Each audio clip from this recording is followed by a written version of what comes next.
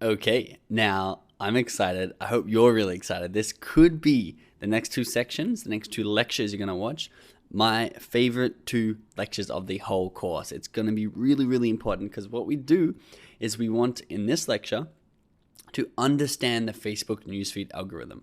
Because this newsfeed algorithm, this robot that determines how many people see a post, literally determines your success or your failure on Facebook because it's going to show as many people as it wants whatever you're posting, and it has the power to literally show a billion people a piece of content that you post. So we're going to understand it in this lecture, and then in the next lecture, it's going to be how to hack it and how to optimize your content and your marketing strategies when you post your content to be seen by as many people as possible. So let's start with understanding it first, and then we'll leave hacking it to the next lecture. But we're going to go on a deep dive, a deep adventure. Everyone board the newsfeed algorithm exploration bus because we are going to go have a look and get educated on what the algorithm is. And it's very important you board this bus. It's a mandatory boarding because we're not going to be able to hack it unless we really understand it back to front. So let's dive in. So the newsfeed algorithm determines what appears on your newsfeed and in what order. So not only is something going to appear on your newsfeed, but what order is it going to appear in? Because when someone, such as yourself, visits your newsfeed, there's on average 1,500 potential things, posts, or we'll refer to them as edges, because Facebook call them edges, but they're just posts or pieces of content on your newsfeed, from friends, events, and pages that could possibly be displayed. Now, you're not going to be scrolling through 1,500 things. Nobody does that, I hope.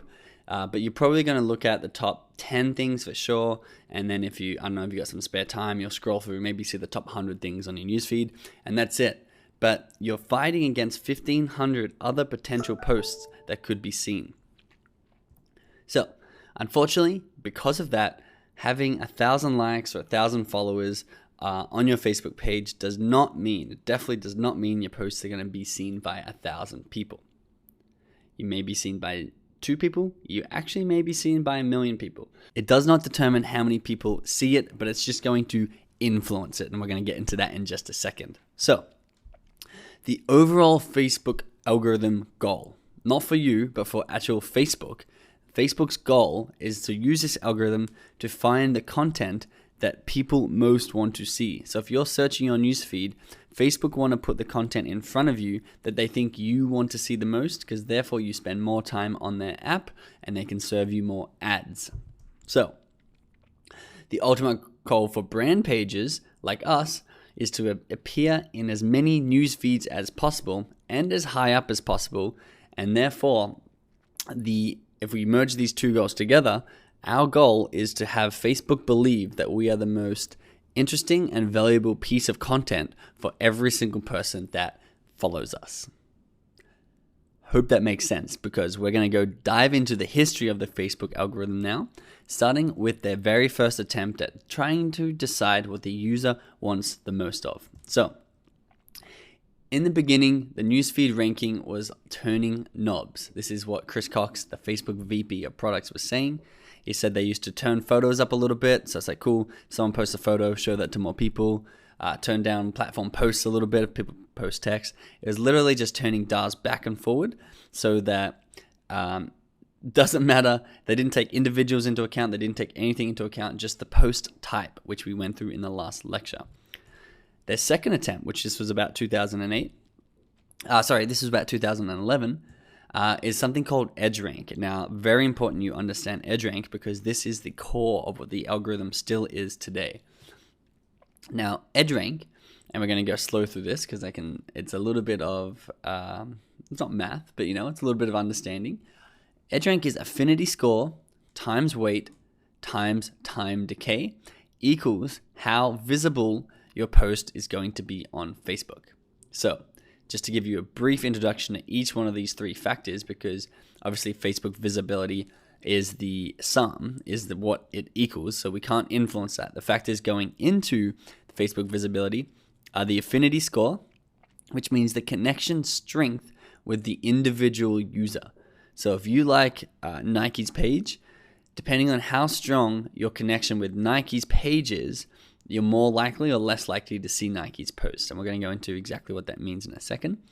The weight, so the value of the edge type. So that's the content type. Remember, we went through the 4 most powerful content types or edge types in the last lecture. That's why we use those 4, because they have the most value in Facebook's algorithm.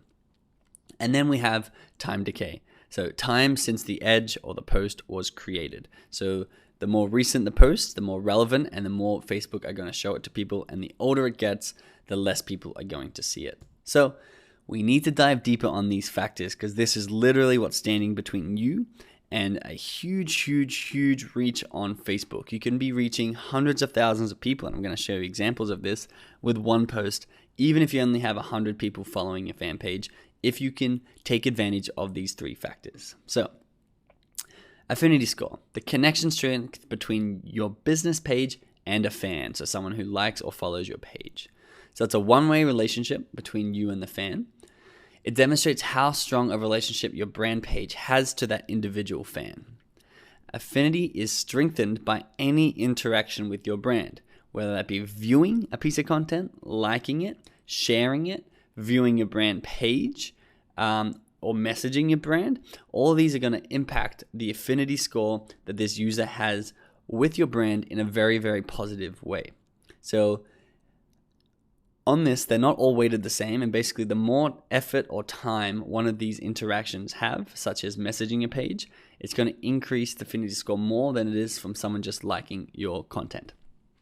So that is one of the biggest and most influential factors, is the affinity score. So pause this here or take a bookmark here if you need, because this is really what we're going to be doing in the next lecture in terms of hacking this algorithm. So weight is next, the value of the edge type. Remember, we went through the 4 most powerful edge types or post types in the last lecture. Weight is Facebook's value system to order what type of edges are wanted to be seen the most. So people want to see photos, people want to see videos, people want to see text, and people want to see stories the most. And that's why they are the most powerful ones. Each edge has a different default weight. For example, images have a stronger weight than videos do. Facebook are constantly altering the edge weights to reflect which type of post they think users will find more engaging. So remember, although images may outweigh videos right now, in a year's time, videos may way outweigh images. Maybe have a stronger weight than images in a year's time, just because users are changing what they like. The whole platform's constantly evolving, which is why we're going to show you how to test and evolve with it. And lastly, the simplest one is time decay. So the time since the edge was created. Time decay is how long since the edge was created. Time decay is the easiest of the variables to understand. Mathematically, it's understood as 1 divided by the time since the action. So obviously, the longer since the action, the smaller the number and the less powerful the post is going to be. So as soon as you post, as soon as you put that piece of content on Facebook, that's when it's going to be the most visible. And from there, it's going to be fading away into nothing. So Facebook wants the newsfeed to always show new and fresh content, and therefore, as an edge ages, it becomes less valuable. Now, I hope you can understand these 3 things. If not, go through and watch that one more time, and we're going to go through it a little bit more, but this is the core of the newsfeed algorithm, and this is what we're going to start dissecting and start hacking. And I'm going to show you step by step exactly how I do it and how the big pages are doing it. So even if you're not 100% sure on this stuff, keep watching along and it's going to all click in and make sense to you. So you can see this. It's the balance. The star in the middle is the balance. If you can get the weight right, meaning you use the right edge type or the right content type, such as a video, you can get the timing right, so you're posting when most people are online and it's really recent, a really new update of yours. And then you can get the strength or the affinity right, meaning you can have people interacting, engaging with all your content. You're going to have the perfect home run piece of viral content. And we're going to go into that a little bit later. So that was EdgeRank, but unfortunately, it's not as simple as that anymore, even though that's not crazy simple. Facebook has now replaced the EdgeRank algorithm with a machine learning based approach that takes into account about 100,000 factors. So I just went through 3 factors with you. They now take into 100,000 factors. But you don't have to worry, because the 3 strongest factors are still affinity, weight, and time decay. They're very, very important. They're the most important thing, which is why it's important to learn these things.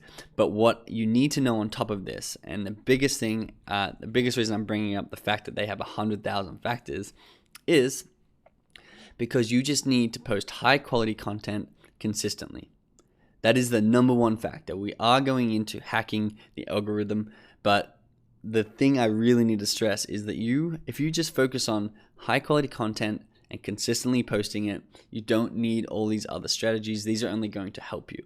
However, if you try and use these hacking strategies that I'm about to show you, but don't have high quality content and you don't post consistently, then it's not going to work for you long term. It's just going to be great in the short term, and you're not going to see results long term. So, of these 100,000 strategies, here are a few of their extra considerations that also have a very strong impact on if people are going to see your posts or not. So some extra considerations on the latest Facebook newsfeed algorithm is something like relationship settings. So this is an exact quote. We try to extract affinity naturally, such as the engagement stuff we went through before. But if you go to the trouble to tell us more about your relationships, we'll factor that in. So I'm going to show you in the upcoming lectures how you can get people to tell Facebook that they're close to your page using these relationship settings.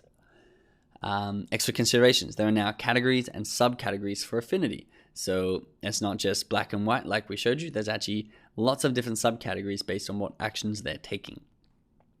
Individual Facebook users have their own weight values depending on how much they've interacted with an edge type in the past. So in terms of edge type or post type, each individual has a different relationship to each edge type based on which ones they specifically like. For example, Jimmy often likes and comments on photos, and Natalie often comments on links. Jimmy will have a higher edge weight for photos, and Natalie will have a higher edge weight for links. And if you don't remember what edge weight is, it's basically Jimmy will see more photos because he likes and interacts with photos. Natalie will see more links because she likes and interacts with links. A couple of other things: the type of device that people are using matters for what content is shown. The internet speed even decides what files will be displayed. So Facebook are reading people's internet speed. And then clicking on ads and looking at other people's timelines will affect the type of updates you see in the future. So if someone actually navigates to your page, they're way more likely, and we'll show you how to use this hack to see your content in the future. So here are 3 changes from the Facebook's new algorithm that really, really strongly matter. 1 is global interaction, and we're going to be going through these in the next section and showing you how you can best use these to your own advantage. So once again, we're just trying to understand them, and then we're going to re-go over these and show you how you can take advantage of these new Facebook updates before anybody else does. So, global interaction. The newsfeed algorithm responds to signals from you, including, for example. I don't know why that says including, for example, but let's jump into the example. The number of likes, shares, and comments a post receives from the world at large and from your friends in particular. So, Facebook is attempting to measure how close each user is to friends and pages, but that measurement isn't just based on personal interactions. Facebook now look at global interactions too. So very important, and we're going to jump into this. Global interaction, and those can now outweigh personal interactions if the signal is strong enough. So what this means is if Jimmy just comments on photos and he has a very small affinity with Nike, but Nike put out this massive video and they have a lot of global interactions from the rest of their audience, Facebook are like, wow, this signal is so strong, it's going to outweigh Jimmy's personal preferences, and it's going to get high into Jimmy's newsfeed based on its global interactions. So how are global interactions measured? This is, again, an exact quote from Facebook. If we show an update to 100 users, but only a couple of them interact with it, we may not show it in your newsfeed, even if you follow the page. But if a lot of people are interacting with it, we may decide to show it to you too. Newsfeed visibility can also be impacted negatively by users who ignore, hide posts, or mark them as spam. So let's have a look. Let's go into this. The more popular a piece of content that you post on your page is, the more visible it will be to everybody else on your page and the network of Facebook, even if they don't follow your page. So you're going to put an update out, and it's going to go out to a control group of fans that's going to test whether Facebook should promote or demote your piece of content. So you can see it's going to go out to 100 people, and based on the results of those 100 people, it's going to say, cool, did it do well? Did more than 20 people interact with it? If so, let's show it to another 200 people. If not, let's show it to another 50 people, because Facebook don't want to be using their valuable real estate on content that people don't want to see. So it then retests in that phase 3, and you can see, cool, more than 20 people out of 100 interacted with it. Let's show it to the next 200 people. And when it shows it to the next 200 people, it's like, cool, did we get the same results? Is this still a piece of content that people are engaging with and people like to see? If so, let's go bigger. Let's go to 1,000 people with it. And of course, if not, let's demote it. Let's show it to 50 people and see how that goes. So it's basically Facebook are testing, micro-testing, whether your content is good before they show it to the world at whole. Now, this is a bigger way to understand global interactions and the micro-tests that they run. They're going to show it to a small segment of people, which is the blue dot with the 2 arrows coming out of it. Say that's 100 people again. And these are going to be your fans, remember, people who are already liking your page. Now, say it goes well. It's going to push it over to the green. It's going to promote it. And it's going to be like, cool, it did well. Let's show it to 200 people. It did well again. Remember, it did well based on the engagement and interaction it got. And if it did well again, we're going to keep promoting it, keep promoting it, keep promoting it until, and we're going to show you some examples of this in the next lecture, it can even get to past 100% of your Facebook fans. You can have 100 Facebook fans. You can have 100 Facebook fans, and you can have 1 million people view your piece of content. I'm going to show you examples of exactly how this happens, and pages this has happened to. But it's very possible if your piece of content keeps performing well, it's going to far exceed your organic reach on Facebook. However, you can see there is a quick race to extinction for your Facebook post too if it doesn't perform well in these Facebook tests. You can see it's going to halve the next amount of people it's going to show it to, and then it's going to show it to next to nobody, and then it's going to fade off the planet of the earth. So that's global interactions, and once again, I just want you to understand that more than know how to use that, because in the next lecture, I'm going to show you how to take advantage of this global interactions to get your piece of content to be seen by more than 100% of people who follow you. The next factor that really matters in Facebook updates is called post bumping. So post bumping bends the decay rules by giving older, unseen posts a second chance at newsfeed visibility if they're still getting interaction. Meaning, even though the longer ago a Facebook post was made, the less visibility it gets, there are ways that you can have an older post, something that was posted way earlier than a lot of stuff. If it's still getting interaction, it can be seen at the top of a lot of people's news feeds. And we're going to jump into how to use that. And this should say number 3. It says number 1 here, but number 3 is last actor. And now this is a very, very powerful strategy as well. Last actor considers an individual's 50 most recent Facebook interactions and uses them to help rank posts in individual newsfeed. So a large amount of weight is given to these last 50 actions, meaning whatever the last 50 things that you've done on Facebook, that's going to really, really influence what you're going to see next on Facebook. So it's looking at what you're recently interacting with, it's looking at what you're recently liking, what sort of edges or what sort of posts, what sort of pages you've visited, and anything you've interacted with in the last 50 of your actions on Facebook is far, far, far more powerful than the 500th last action that you've taken. However, it's also important to note that each of these actions within the 50 are also exponentially more and more powerful. So if you've just liked a photo of Nike in your last 10 actions, you're probably going to see a photo of Nike pop up again very, very soon, because it's one of the most powerful things is your last actor. And if, for example, you liked a photo of Nike on your 30th last action on Facebook, and again, actions are just going to be sharing, liking, commenting, viewing. Anything that you do on Facebook is considered an action. But if you liked a video of Nike's 30 actions ago, it's going to be very powerful, but not as powerful as if you liked it within your last 10 actions. Now, I know this lecture was a little bit of a lot of information. We're sort of diving deep into the good stuff now. If you need to watch it again, go ahead and do it. However, I don't recommend that, because what we're going to do is we're going to use this understanding that we've got in this lecture, and we're going to start to go to the next lecture and get some action steps. So we're going to go over these concepts again, and I'm going to show you how you can take advantage of these concepts that you have the understanding of now in order to reach as many people as possible on Facebook with your content and your updates. Because remember, on average, only 12 to 16% of people will see your posts in their newsfeed. Meaning if you have 10,000 followers, only 1,200 to 1,600 people on average will see the update that you put in their newsfeed. Now, we want to maximize this number. We want to get this number through the roof, especially for the ones with a hard call to actions to buy our products and services.